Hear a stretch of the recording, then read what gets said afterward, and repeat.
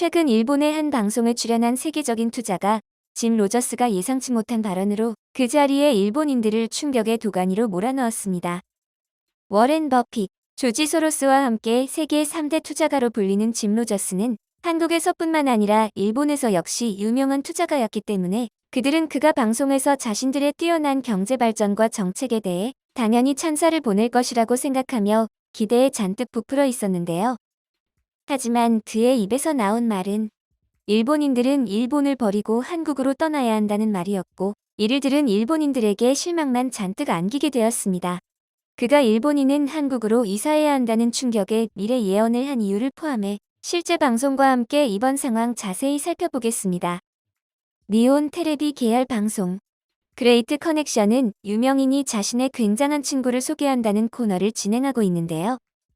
2019년 5월 31일 방송에서는 50일간의 수소문 끝에 고급 리조트에서 연간 200번이나 투숙하는 미녀가 세계 3대 투자가 짐 로저스를 소개시켜주는 내용을 방영했습니다.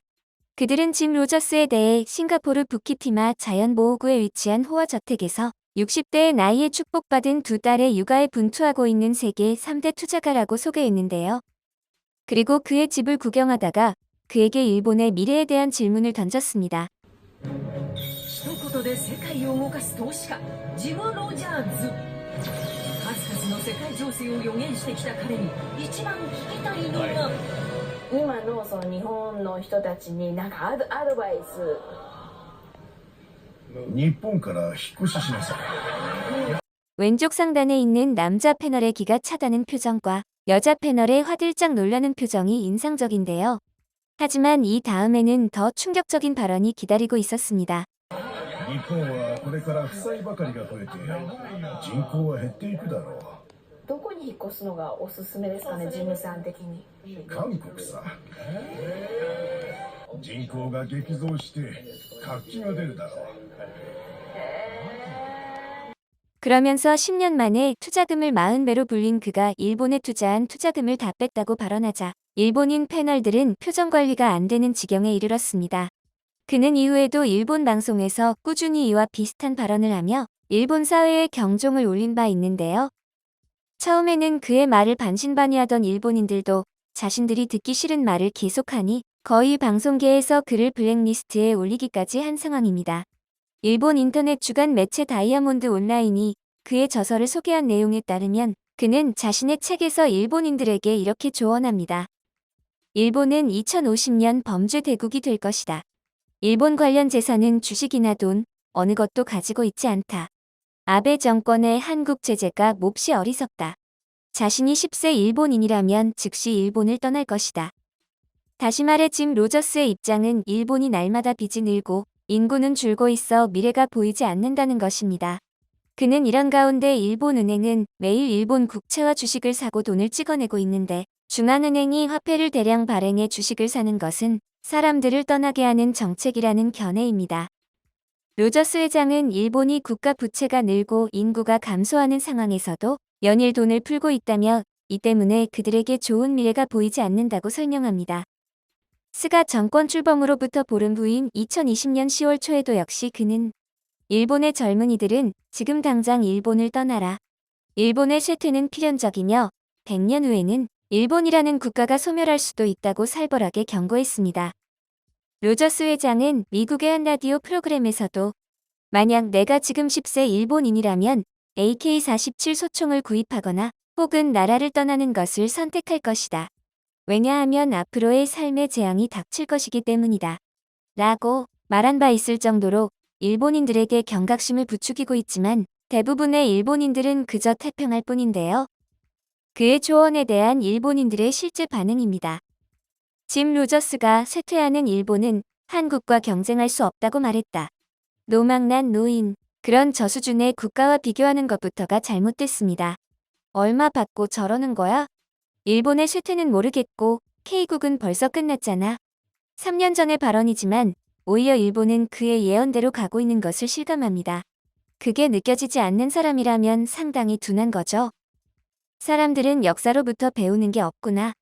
한편 짐 로저스가 가장 최근 일본 비관론을 제기한 대표적 근거 중 하나가 젊은 층의 공무원 선호 현상인데요.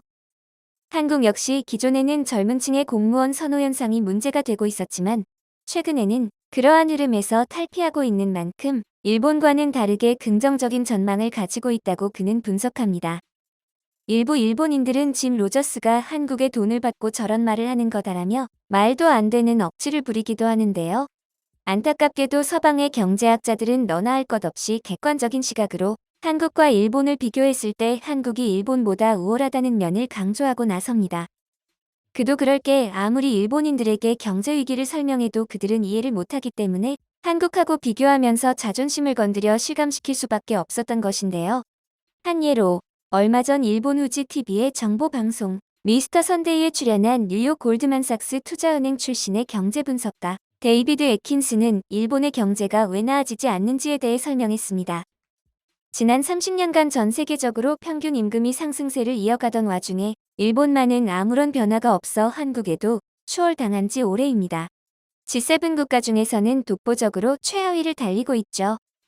오랜 세월 일본 경제를 분석해온 데이비드 애킨스는 이에 대한 원인을 형편없는 일본의 리더십, 선진국 중에서 유례를 찾아볼 수 없는 최악의 최저임금으로 요약했습니다. 특히 일본 정부가 새로운 가치를 창출하는 산업, 즉 디지털 산업을 간과하고 있다고 그는 강조했으며 최저임금이 극단적으로 낮으면 경영자 입장에서는 성실한 직원들을 극단적으로 저렴한 임금으로 고용할 수 있게 되기 때문에 그런 흐름이 지속되면 경영자로서는 노력할 필요도 없으며 고심을 할 필요가 전혀 없어진다고 분석했는데요. 일본인들은 철저히 사회에 자신들이 맞춰야 된다는 가치관을 가지고 있습니다.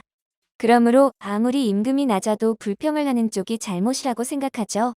결국 세월이 흘러 경영자가 앞으로 나갈 동기부여가 전혀 없는 상황이 30년간 지속되고 있으니 당연히 경제 상황이 나아질 리 없는 것인데요. 여기서 그는 월급이 올라가면 경영자는 혁신을 추구하게 됩니다.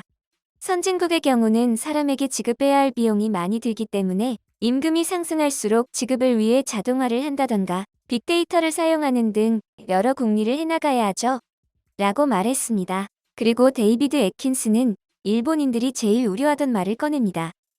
최근 일본의 평균 임금을 뛰어넘어버린 한국의 최저임금은 2018년 16.4%, 2019년 10.9%로 최저임금 인상을 시행한 시점에 일본 노동 생산성을 넘어서고 있습니다. 과거 한국의 실업자가 급증했을 때 일본 언론은 기뻐하며 한국이 실패했다는 자극적인 보도를 떠들어댔는데 불행히도 그것은 역시 일본의 언론과 평론가가 빈 깡통이라는 증명입니다. 일본인 패널들은 그의 말을 듣고 흥분하며 나름대로 반박을 했지만 이는 논리가 전혀 맞지 않아 오히려 자국의 네티즌들에까지 욕을 먹게 됐습니다. 한 예로 키무라 타로라는 유명 방송인은 앞서 소개한 방송에서 빅맥 지수를 예로 들며 일본은 잘하고 있다고 설명하여 현재 욕을 바가지로 먹고 있는데요. 그의 주장은 이랬습니다. 미국의 최저임금이 15달러라는 건 의미 없다. 미국에서 15달러로 살 수 있는 것을 일본에서는 1000엔이면 살 수 있기 때문이다. 미국은 인플레가 심해져서 돈의 가치가 낮아지고 있지만 일본은 구매력에 변함이 없어 사실상 일본은 괜찮은 상태다. 그에 대한 일본인들의 반응입니다.